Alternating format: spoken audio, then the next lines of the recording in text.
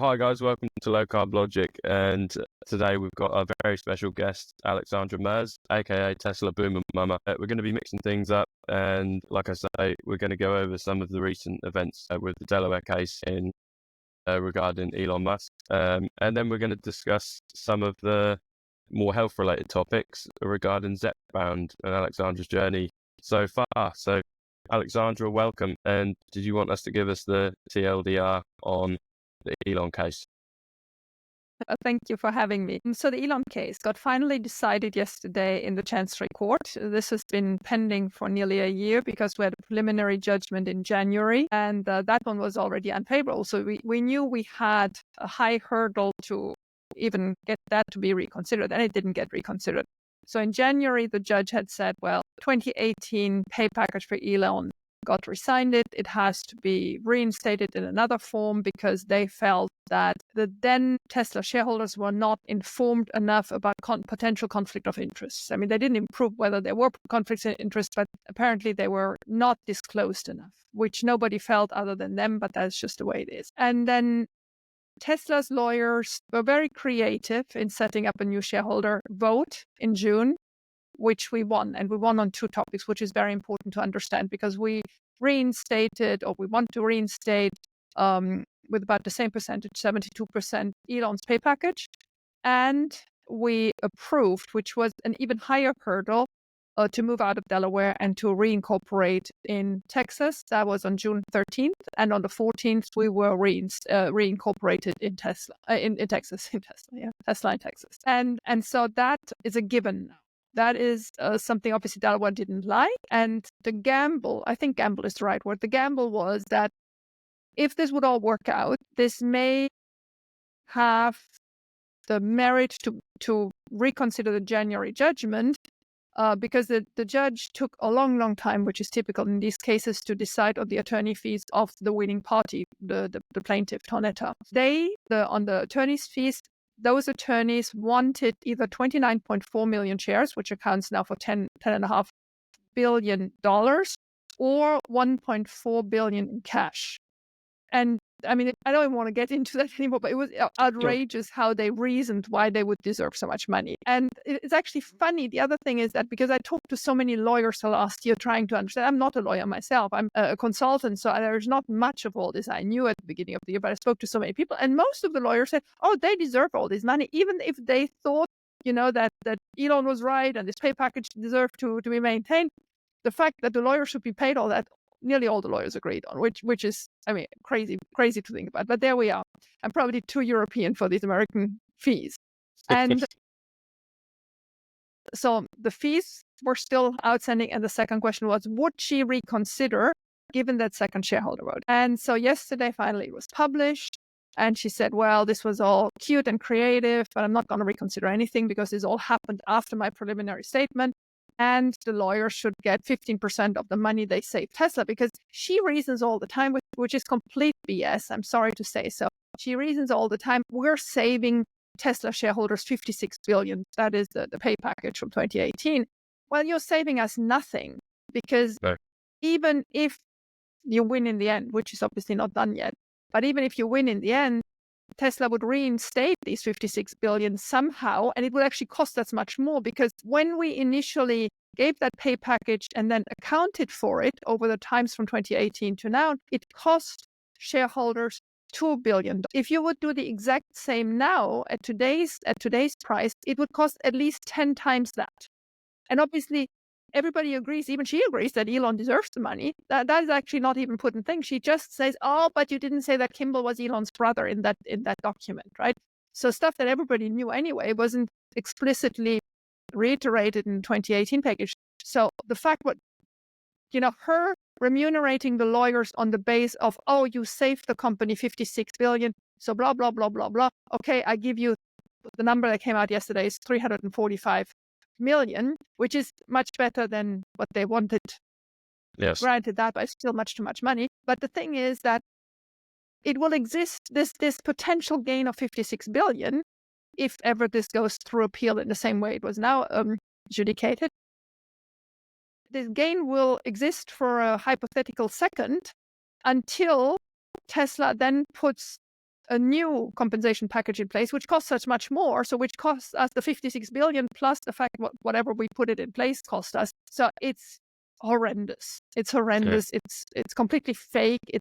They know what they're doing. I mean, I understand that she was finding legal, theoretical argument on some wording and whatever. I mean, this is what lawyers and judges typically love to do. They find a hook they can spin then their whole story on. And she found the hook. I give it to her. And then she ignored everything else that happens. Now, this will go to appeal. Tesla has announced straight away in the same hour that they're going to appeal this. This will go to the Delaware Supreme Court, which is the appeals court for the Chancery Court in Delaware. Estimates are between 10 and 18 months that will take. Some say could be much quicker.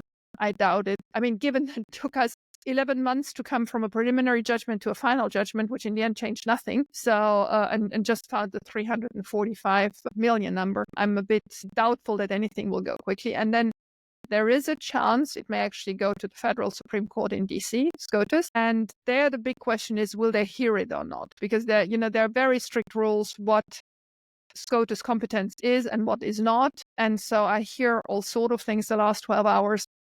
People saying they will never hear this. This is something that's just so state-bound. It doesn't have a federal impact. Why should it go to a federal court? And then I hear others that say, well, this has a profound impact, which is actually my opinion. This has a profound impact on how to do business in the United States. Most companies that are today important are incorporated in Delaware. And so if this remains standing, this is going to have a huge impact on many, many, many corporations. And so, yes, the Supreme Court should pick it up. So I don't know yet. This is all too fresh, and we're obviously not at that stage yet because we may win at the Delaware Supreme Court. Delaware is like California, a very Democrat-driven state. The Senate is supermajority Democrat. The 3 of the 5 judges in the Supreme Court are registered Democrats. The 2 others were Republican where they were appointed, but they were appointed by Democrat governors because there's always a Democrat governor there. So anyway, it's 3-2 at the moment on her hook, on her legal argument on this very particular non-disclosure of certain dependencies, Kimball being the brother of Elon and stuff like that. I mean, again, all non-important to anybody who knows Tesla, but obviously you can spin that story. On that particular hook, I think she's actually on safe grounds because if you follow her down that path, it wasn't stated that Kimball was Elon's brother. But does that warrant that you cancel the whole thing and in the end make it 10 times more expensive to reinstate it? But she doesn't care about the reinstatement. She doesn't care about the second vote that was, new shareholders now going into it as well. But the one thing that she should care about is that Tesla moved. Tesla said goodbye, and they will stick to these court cases. There are 2 other ones, with 3 other ones pending still, and not just run off them. They could, but they decided to not do that. But Delaware lost Tesla. Yes. I think it's almost absurd hearing this when we look at the actual beginnings of this court case. Am I still correct in thinking that this all started? So this is for everybody that doesn't understand what's been going on as well. That this is all to do with 9 shares. Somebody owned 9 shares of Tesla, and they didn't like how things played out. Even though if they had kept those shares, they would be worth a lot more today than they did in 2018. 10 times more, exactly. So yes, so this gentleman is called Tonetta. Tonetta had then 9 shares. We have had 2 splits since, so that's equivalent to 135 shares now. And Tonetta, how shall I put this politely, found these lawyers for this case and for another case. They found each other. And it just looks too coincidental to be coincidental, right? It just looks as if somebody was a shareholder and saw this huge compensation package, realized that Elon actually very quickly got to the first levels. Remember, it was 10 or 12 milestones, then allocations of certain number of shares, and thought, wow, this is going very far. I mean, so what the lawyers explained to me is these people, Mr. Tonetta and other people who play the plaintiff in this case, or maybe he is the plaintiff, in the end don't get anything. They get a $10,000 or $20,000 check from the lawyers. The second this case is taken on by the lawyers, it's all about legal fees. Yeah. The goal is not winning and making this world a better place. Or the goal is not, oh my God, Elon is too rich and this should be given to poor people. Or I don't even know what, could the spin be. But that's not at all the goal. The goal is like, okay, here is this horrendous compensation package, or what they consider a horrendous compensation package. Here is a guy who has 9 shares. Let's meet. Now, was this constructed? Was this a coincidence? We'll never know. I mean, if I would know that, that would be our strongest argument. If anybody could prove that they actually sourced this guy and, from the beginning, this was a setup, that would be our strongest argument. But who can ever prove that?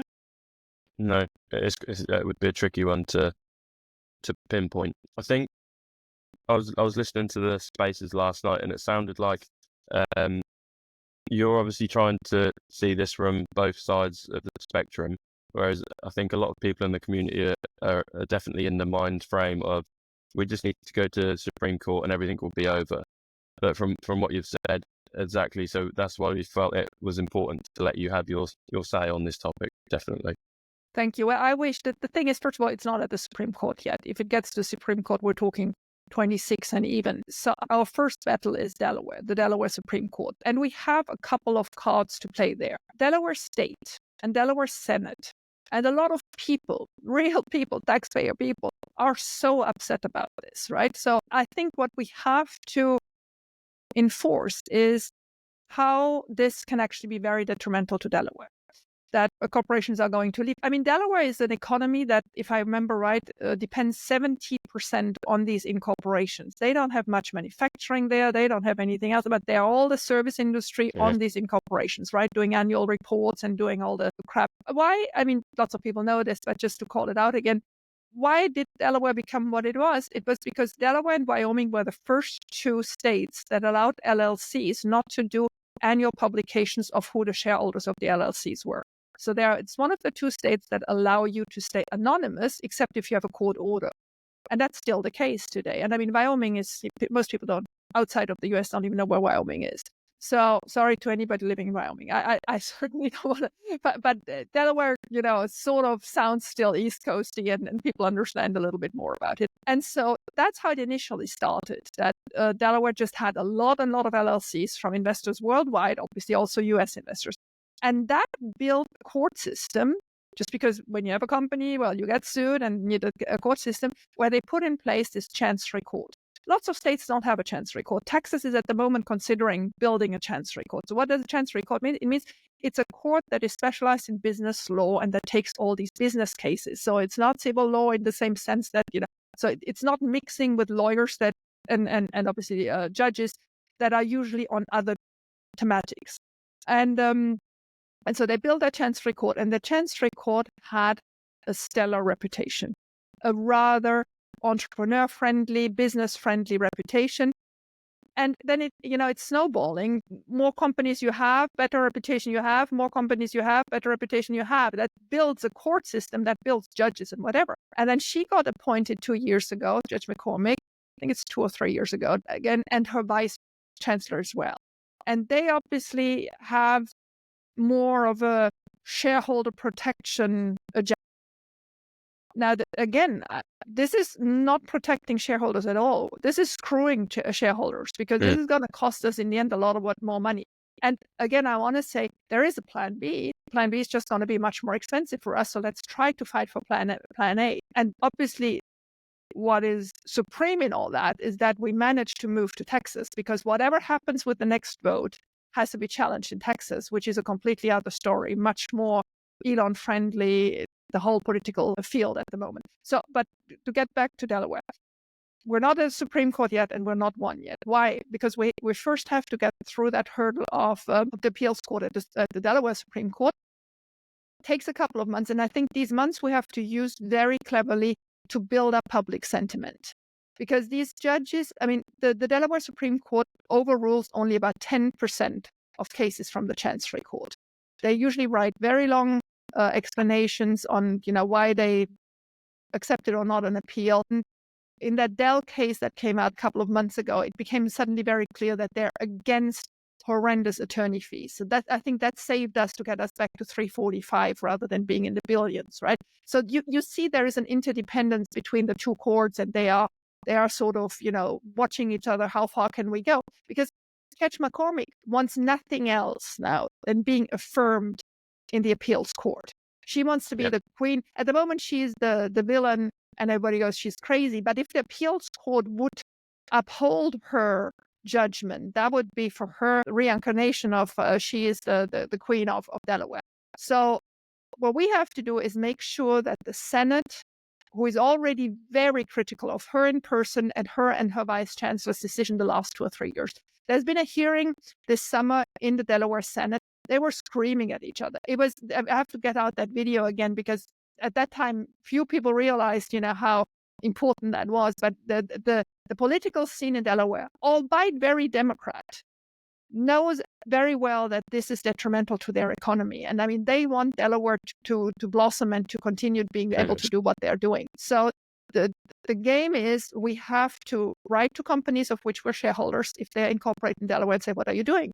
Are you staying there? How much will your directors and officers insurance increase? Because this is going to be horrendous. Insurance companies don't want to insure high-level Delaware incorporated companies soon anymore, because if this is the result of it, each of these law cases trickles down to insurance premiums, because the insurance in the end may have to pay for it. So the whole way this is set up, we need to build public pressures by talking to the companies we're invested in. So if you have shares in, I don't know, Apple or whatever, write to Tim Cook and say, look, are you staying in Delaware? If you're staying in Delaware, how much more insurance are you going to pay? Do you think this is a good idea to stay in Delaware? Where would you go? Do you put up a special committee to decide whether you want to really stay in Delaware? So pushing them to get that. Then the second route we should do is talk to fund managers. So if you invested in a Vanguard fund or in a BlackRock fund or whatever, write them a letter and say, okay, you've got funds where you invested in Delaware companies. Can you please oblige them to consider moving out of Delaware, or explaining to you, because I have my money in your fund invests in those companies. So, it has to build pressure. The third point we have to do is build pressure politically. Obviously, Elon is now first buddy of our next administration.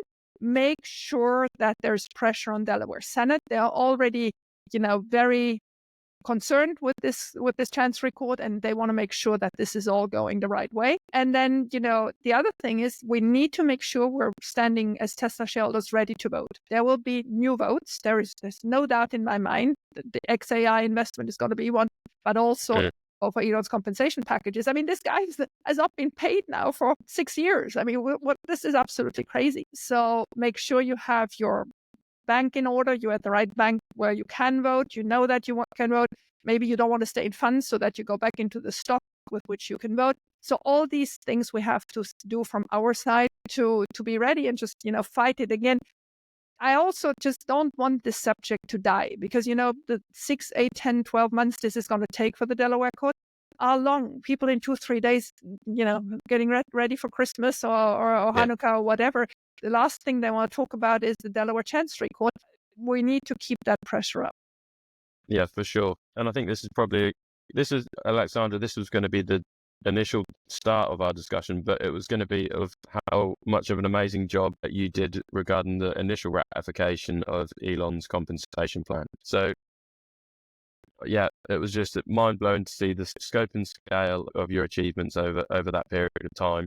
And so what we're basically saying is, the momentum we had at that point in time, we need to instigate that again and keep the momentum for a prolonged period of time, so we can spread the message to everybody and get everybody talking about that, and the importance of not just your institutional investment firm which you invest through, or your banks, but you need to relay that message back to them continuously regarding the other companies you're invested in as well. Am I right in that sort of summary there? That's exactly it.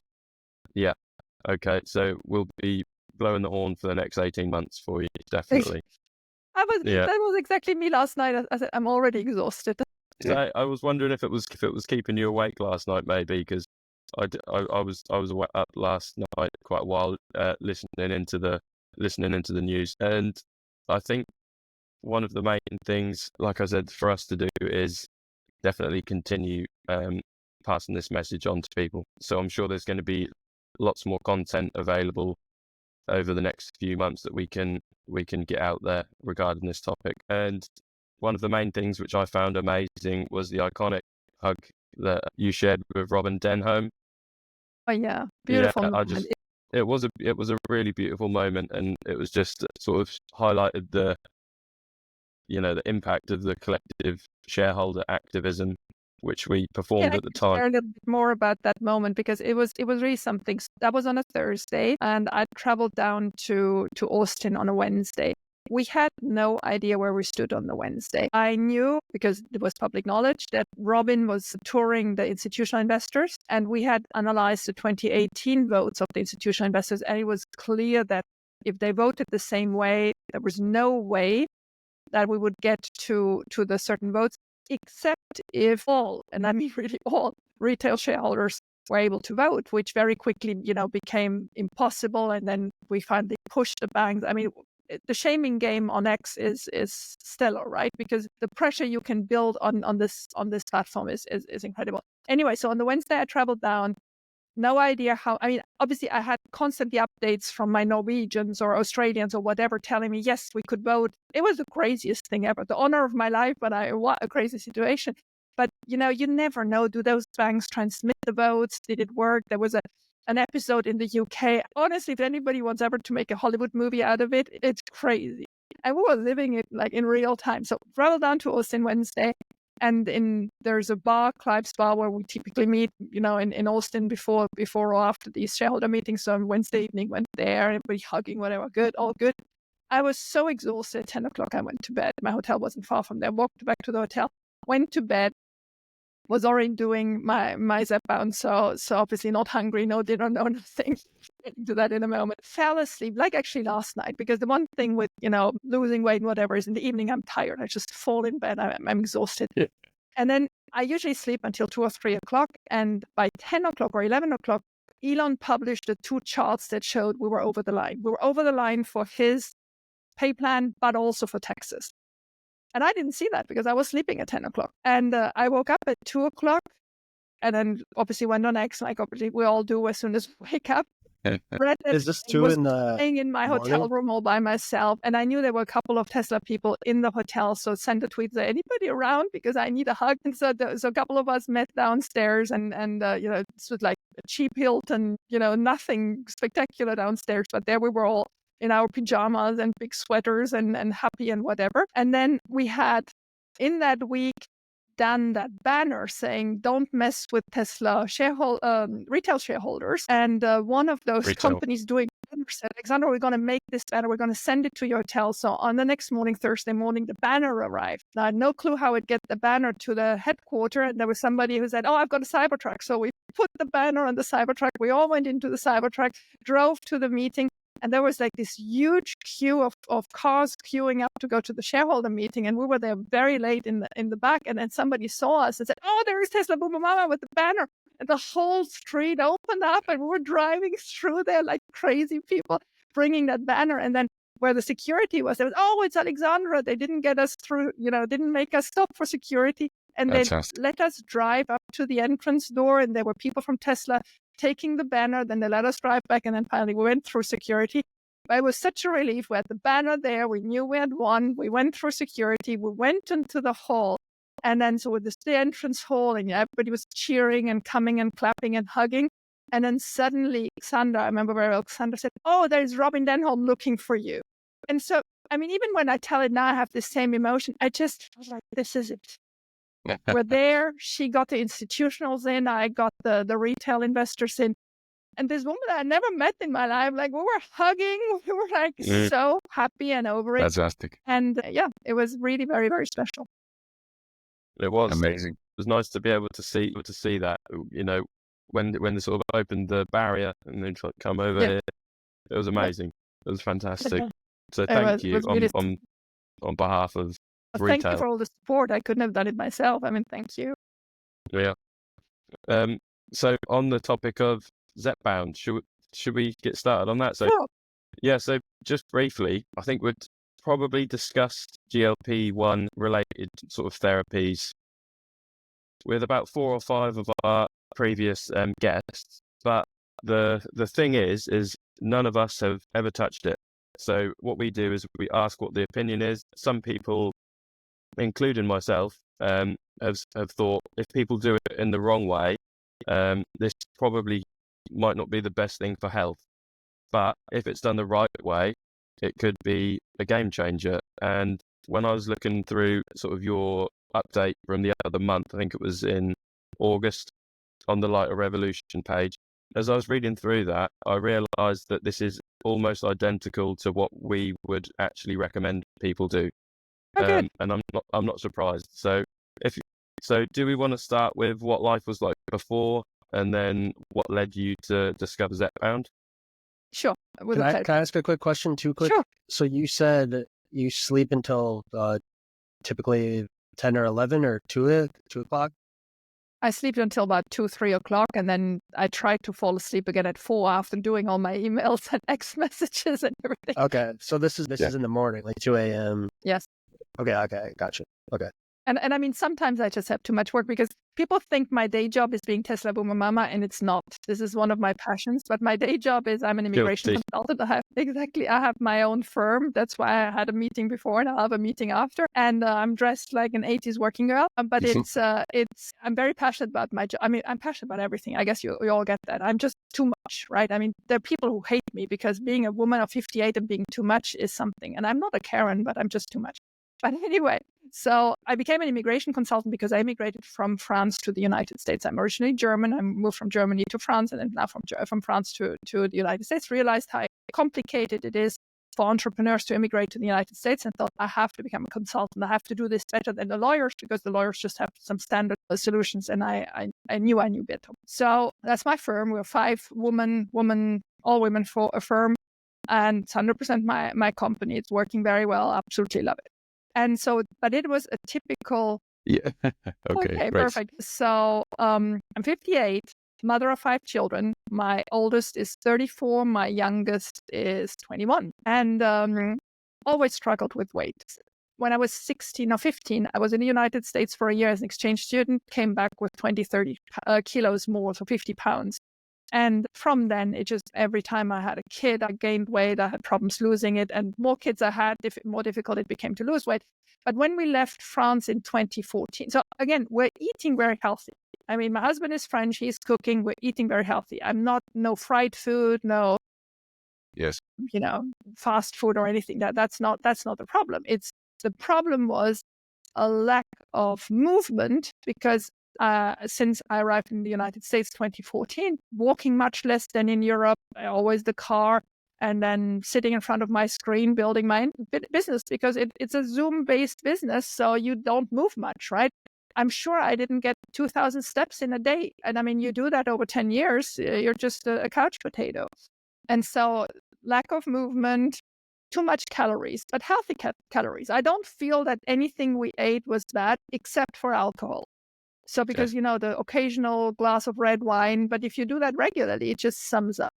Yeah, for sure. So whenever I tried losing weight, I obviously had 2 barriers. First, I'm menopause, so everything is more complicated. And second, my body just remembers how many times it was able to expand and go down again. So it is just getting more resistant to wanting to lose weight.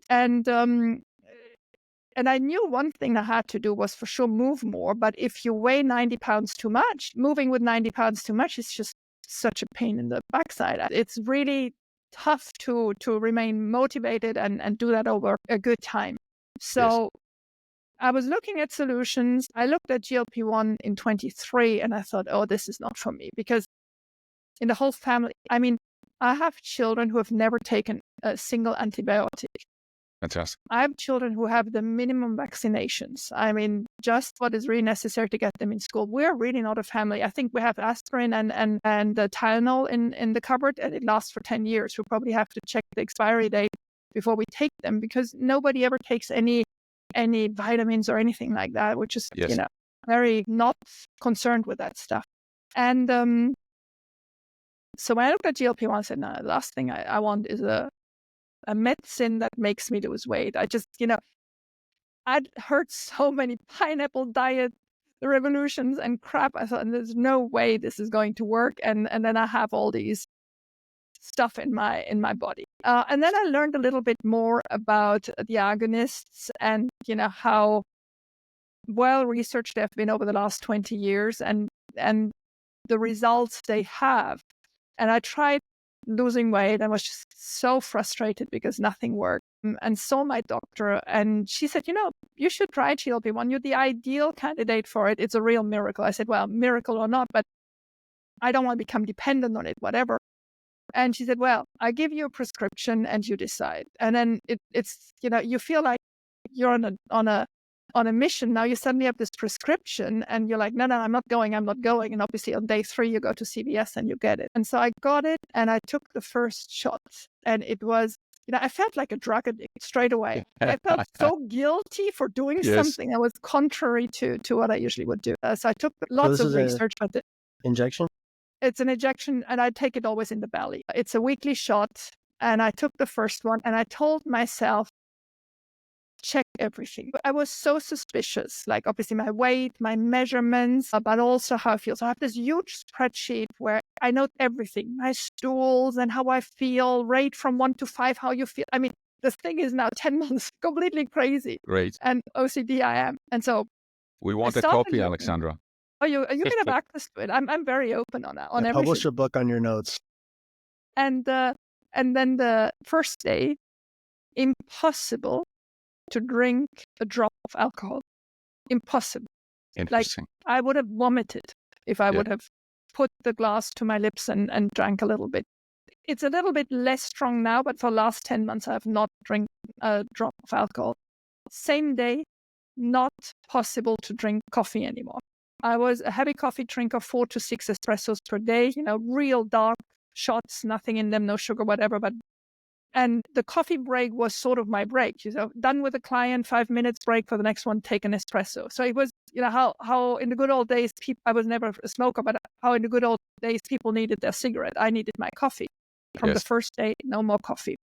And I thought, wow, that's interesting, because that's obviously 2 things where I felt I wasn't on the most healthy side, alcohol and coffee. And then I told myself, okay, drag it out until you feel the hunger feeling again, because the most astonishing is the suppression of the hunger feel, of this food noise, of this urge to get up and get a cookie, of this urge of what are we having for breakfast, what are we having for lunch, what are we having for dinner? This question, this constant preparedness for being able to eat. None of that. It's all hormonal too, right? It is, because that's what it is. It's hormones in your gut and in your brain. So I'm on ZepPound, which is a release version. Okay, you have Novo Nordisk, who has the Ozempic and Wegovy. That is semaglutide, and that's only one agonist, GLP-1. I am on the A-Lilly one, which is Mounjaro and ZepPound. They always have 2, one for diabetic and one for non-diabetic. So I'm on ZepPound, the non-diabetic, and they have 2 agonists. They have the GLP-1 and they have the GIP. So contrary to the Novo Nordisk, the A-Lilly one acts on the gut and on the brain. So there are two different directions. And the brain one for me was instantly. So the first week, I can actually check it how it is. Sorry, I have my spreadsheet here. In the first week, I lost 6.5 pounds.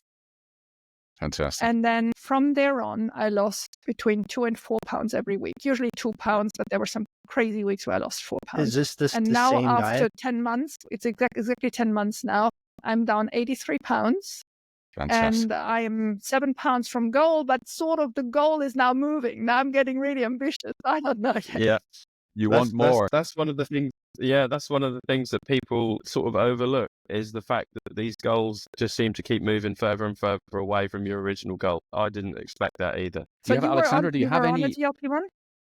Sorry, did you have any bad incidents, bad effects, or feeling sick or anything?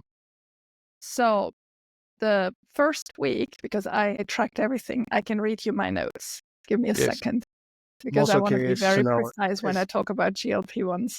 Is this something that you... The first day I noted heart palpitations, acid reflux, stomach cramps, and nausea.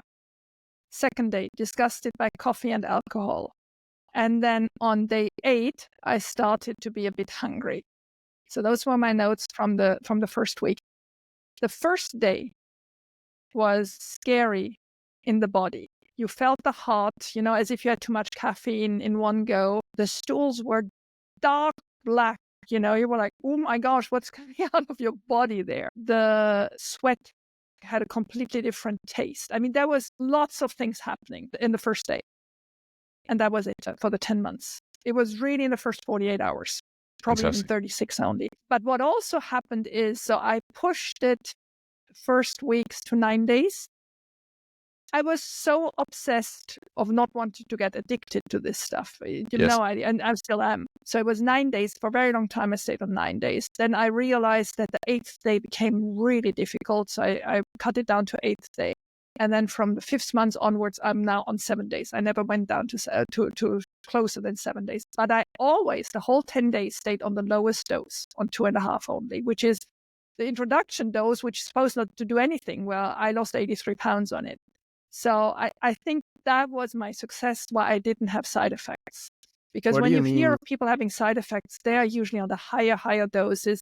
Lots of doctors are still on that regimen that every 4 weeks you need to titrate up and quick. Yeah. So they will probably lose those 83 pounds quicker than in my 10 months. But then what, right? How will get off it? And I always thought, oh my God, I have to keep this. And so in the meantime, there are some doctors like Tina Moore and some others who are talking about microdosing, where you actually break down the 2.5, which is the lowest dose, in half of that or a quarter of that. And I hope you can do that with compound already, but I hope we get it from the original manufacturers as well, because that is my hope, that I can titrate it down to, spacing the days apart and then getting lower in the doses, because maintenance is going to take 6 to 12 months. You don't get off these drugs cold turkey. That's impossible. Yeah, that's for sure. What about, have you had any blood tests done or anything like that? Have you seen any effects? Yes. So I was never diabetic, and I have a thyroid issue, and I still have the thyroid issue. So it didn't do any results on the thyroid. I had inflammation markers, which are completely gone, because I have lipedema, which lots of ladies of my age have, right? And the lipedema won't go away, but it gets much more. The nodules, which are hard, are getting much softer. The fibrosis is going away, right? It's getting better. But I mean, the lipedema itself, I have no illusion. It's just the way it is, right? 5 pregnancies and 58 years, there's just one point you have to accept your body. Yeah. So those inflammation markers are much lower. I had a bit of cholesterol, I think 220 or something like that, which is down now. It wasn't high to start off with. But it doesn't matter. My blood test, you wouldn't, for my blood tests, you would have never thought I was so much overweight. My body was actually coping quite well. I'm very tall. I'm 5'10". So I started off at my highest. I was 271. I'm now 187, 188, 178.8 this morning. I weigh myself every morning. I'm so obsessed with it. It's crazy, but it's and I'm now doing an hour of sport every morning. I walk, I row, I do vibration plates, I do stuff to exercises, weights. Well done. Good.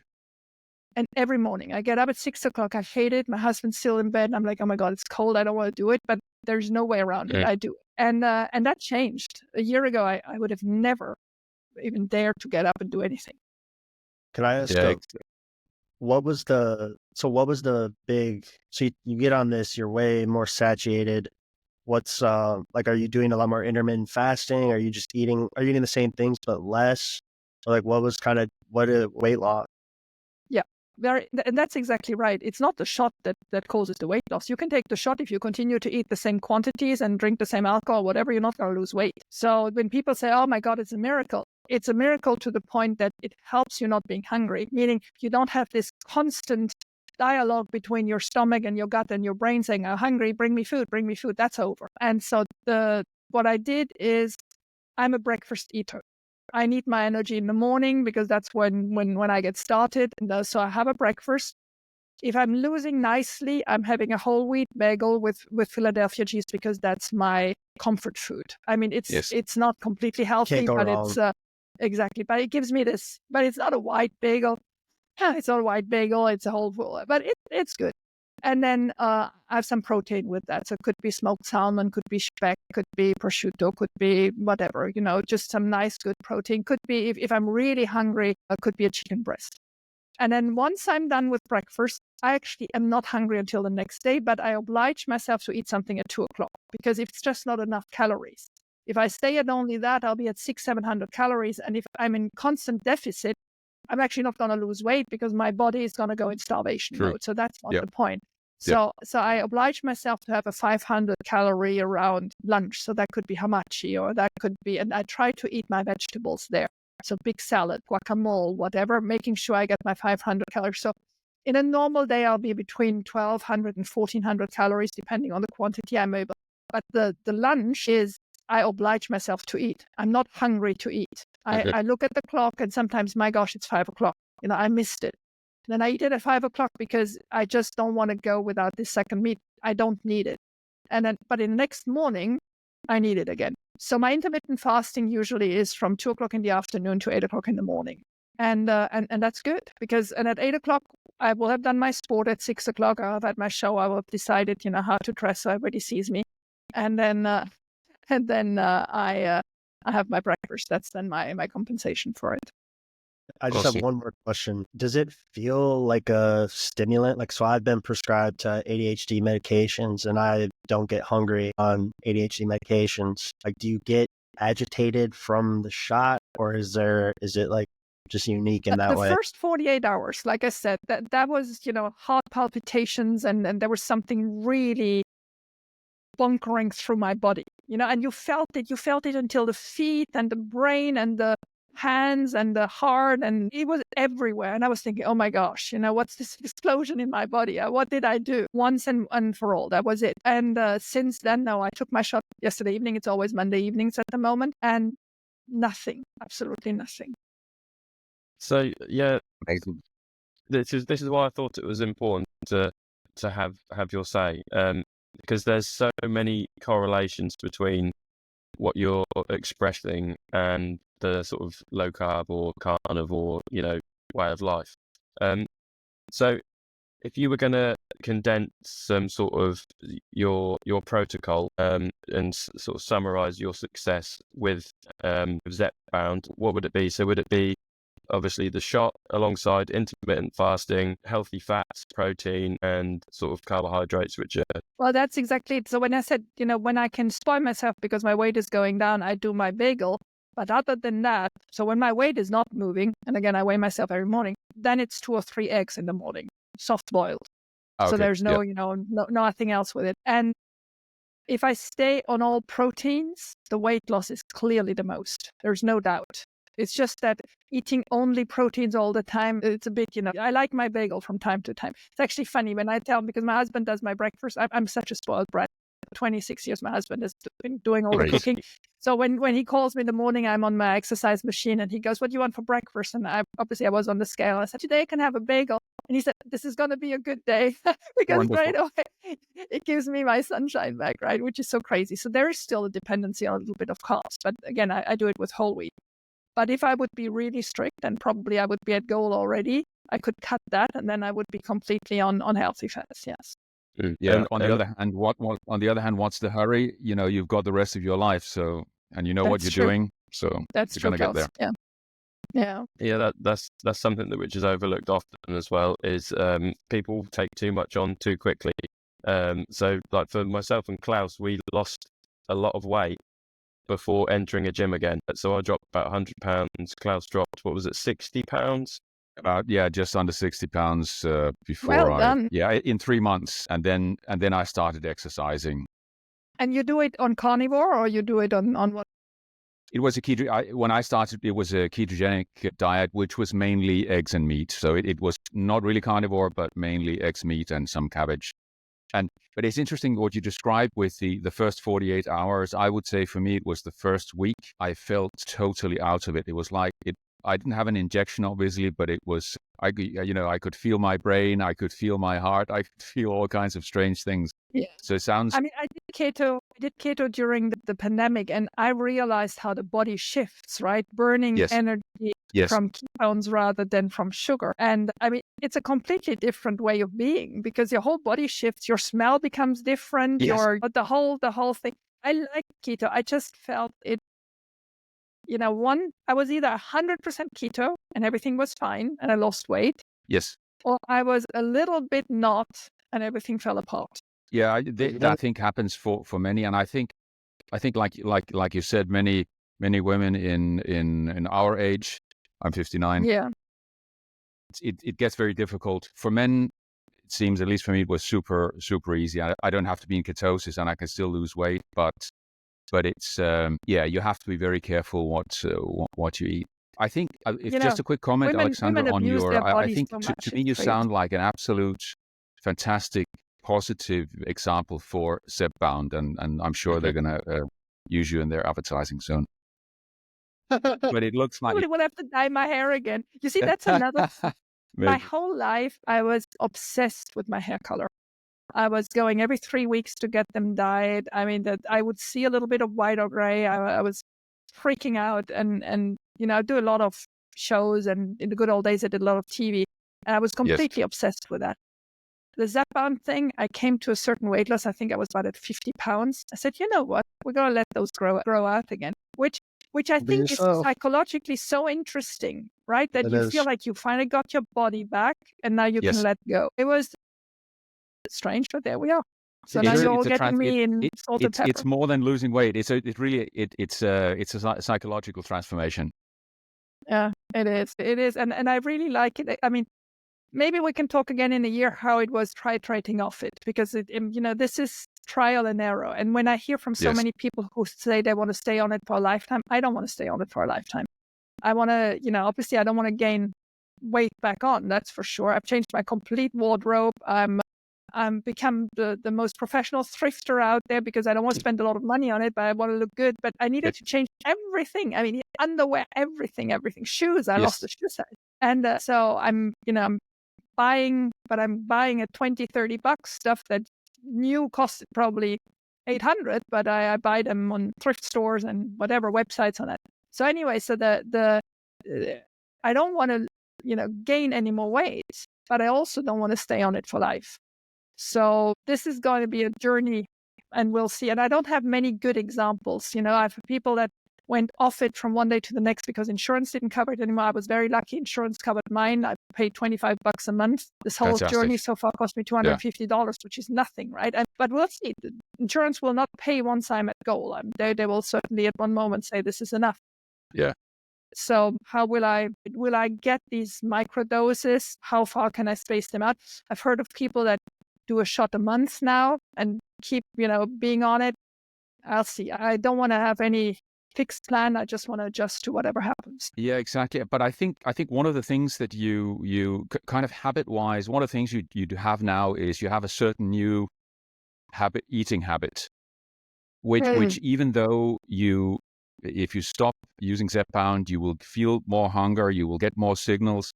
But if you do it long enough, my theory would be that if you cement your habit and then you just when you go off or taper off, you probably need to increase the more satiating foods a little bit and reduce the carbs a little bit. And you can probably manage. You're very disciplined as well. Yeah, my good old German I think the prognosis is very positive. Can I just ask on that note? Has your food cravings changed? Like, do you desire different? I don't have food cravings. I mean, the comfort of that bagel, I mean, it sounds crazy. It sounds as if I'm addicted to bagels because I'm speaking so much about it. But that's sort of my only little exception. And so your body's not like, give me fatty food or give me a carb. No. And so for Thanksgiving, I didn't take any dessert or whatever. We had a really nice chocolate cake from a very good chocolate place in San Francisco, sent it down. So I tried a spoonful. It was delicious, but I didn't need a second one, right? I mean, I remember all my life I was looking at these thin people, how they could take a little bite of a dessert and then leave it. And I was like, one and then the second one, right? I still do. And now I'm suddenly like that, thinking, oh my God, this is tasting good and I don't need any more. It's good. It's done. Yeah. And so it's amazing. That's really remarkable. And we'll see whether that lasts, because that is just so, such a good feeling to not needing to jump on it. It's a great feeling, but I think you can probably compensate. Like I said, I think when you get to tapering, you compensate with upping your fats and proteins a bit, and then the carbs a little bit down. I think you can probably find a good balance where you stay, because I certainly had the feeling or also before I would eat the whole cake, then nothing in between, and these days exactly. not a problem at all. no problem. Yeah. Yeah. And Okay. Well, I hope you're ZepPound, right. And I think you're right. I mean, I'm currently between 80 and 100 grams of protein. And if I push that to 120, I think I am at a level where I'm not sure I even need the medicine anymore, right? But it takes a bit to get used to eat so much proteins, just because we're so used to eating carbs and sugary stuff or whatever. Yeah. I eat, Alexandra, I eat about 250 to 300 grams of protein, mostly in one meal. Yeah, it's crazy, you know. How do you get so much into one meal? It's you just have to keep eating. Eat a lot of meat. So what is it? Is it meat? It's or fish and or eggs. He's stimulating hormones. He's doing the opposite of the GLP-1. But that must be quite big quantities of meat. Yes. How much meat do you eat for 250 grams of proteins? For 250 grams of protein, I eat, if it's chicken, I would have to eat 750 grams of chicken. But I spread it out. I could get that down. Yeah, no. I'm not suggesting you should eat that much. I think 130 grams is more than enough. But it just works out that way. And I kind of eat my meal. If it's one meal, I eat it over an hour or maybe an hour and a half. And if I do two meals, it's within 4 hours. So it's and not you as do difficult a breakfast as... or not? You Sorry, do a breakfast? No breakfast, no. Okay. I was never a breakfast so many person. people can live without breakfast. I would die without breakfast. You know, I'm the only all my person life, I know the fasting windows. All my life, breakfast was like I had ZepPound in my leg all my life. I could never eat breakfast. So wow, people are different. My husband the same. My husband's one meal a day for years. He's been doing that at least for 5 years, and he has his meal around lunchtime. So it's most times we manage to eat it at 2:00 together, but without breakfast. And again, I could skip the lunch. I eat it because I don't want to get over hungry for the next morning. But if I don't have my by far more calories and more effort is put into my breakfast. But that's just the way it is, right? There's just one thing that I wanted to just so to make everybody listening aware is, so one of my worries was if people take GLP-1 type therapies, that people might think, oh, but if I'm just losing muscle mass as well as fat, that is bad. But if we're honest, so say if you're 100 pounds overweight, and even if you went ketogenic or carnivore, you will still lose some muscle mass. Sure. Like, it's not going to preserve and protect all of your muscle. And I don't know whether these body scales that we have are that precise, but on my body scale, so I lost 83 pounds and I lost 4 pounds of muscle, which I think is completely acceptable. Absolutely. 5% of it. Yeah. And I did have a question. I remember sort of back in March, April time, I think Tesla Boomer Papa commented on one of my carnivore posts when I was doing carnivore at the time. So does he practice the carnivore diet? Oh, yeah. He is, I would say, 99% proteins. Because, the thing with him is he also loves seafood and fish that much. Yes. So he can do a day on oysters, clams, all raw, of course, raw fish and all that. And then he can eat a steak a tomahawk steak that usually feeds a family of 5. He can put that down without any issues. Like a mushroom food. But you will never find him eating pasta or a ravioli or stuff like that. Never, ever. No, it's useless. So he will never do that. But he's always been, he's the leanest guy. My husband is 20 years older than me. He has always been more fit than me. He's just coming back running errands and going back on his machine and living the life. My husband has really understood a lot of things about life. He's living the life he wants. He's tailored the life to exactly what he wants. That's what we strive for. Yeah, it is. So I'm just being mindful of the time, Alexandra. If you need to go, then we can, but I will. I feel like we could have carried on for another 2 hours. Well, thank you very much, and thank you for having me in such turbulent times, and please have me back once I'm a little bit on maintenance to see how that goes. We'd love to have you back and look at your spreadsheet as well. I look forward to it. I don't mind at all. I don't mind at all sharing all that. You'll have everything in there. Great. Yeah, fantastic. No, I think that's very valuable information. Anyway, Alexandra, thank you very much for taking the time, and thank you for your activism on our favorite investment stock. We are hoping for the best, but we're glad that we're in good hands. This company will go so far. I was thinking this morning, it's worth more than $1 trillion now. If really we have to spend another 25 billion to give to Elon what he deserves, well, then we'll do it, right? I mean, I hate it because it's not just, it's completely unfair. But I mean, there are worse things have happened. Indeed. Life. Yeah, that's fine. We'll take care. Thanks a lot for hearing me out. Yeah, thank you, Alexandra. Alexandra, just before we click leave, there's a little bit on here which is actually uploaded onto Riverside. I don't know if you can see it. It will say it says 71% uploaded for you at the moment. So I don't see that. Oh, yes, it does. Yeah, so you can. I close the mic and the cam and I let it run, okay? Yes, thank you. So. I think that's correct. Yeah. Okay. That's it. Awesome. Okay, speak soon. Thank you very much. Right, guys.